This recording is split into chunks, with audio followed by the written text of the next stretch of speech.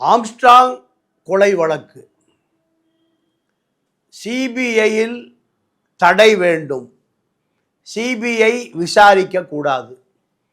மாநில அரசு விசாரித்தால் என்னுடைய கணவனுக்கு நீதி கிடைத்துவிடும், உண்மையான குற்றவாளிகள் தண்டிக்கப்படுவார்கள் என்று ஆம்ஸ்ட்ராங்குடைய மனைவி வழக்கறிஞர் பொற்கொடி உச்ச நீதிமன்றத்தின் கதவுகளை தட்டுகிறார்.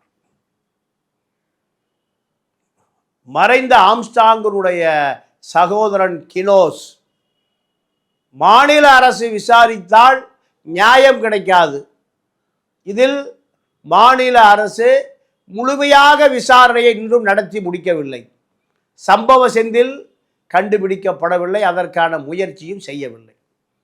3 பேர், திருவேங்கடம் உட்பட 3 பேர் என்கவுண்டர் செய்யப்பட்டு இருக்கிறார்கள். இது பல மர்மங்களை உள்ளடக்கியது. அந்த குற்றவாளி, மாஸ்டர் மைண்ட் குற்றவாளி இன்னும் நெருங்கவே இல்லை, நெருங்க மாநில அரசு விரும்பவில்லை. இது கினோஸ் தரப்பு வாதம்.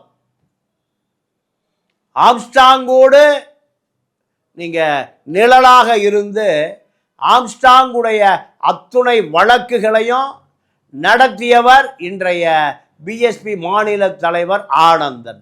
ஆனந்தன் தரப்பு இந்த ஆம்ஸ்ட்ராங் கொலை வழக்கை நீதியை நிலைநாட்டியே தீருவேன்,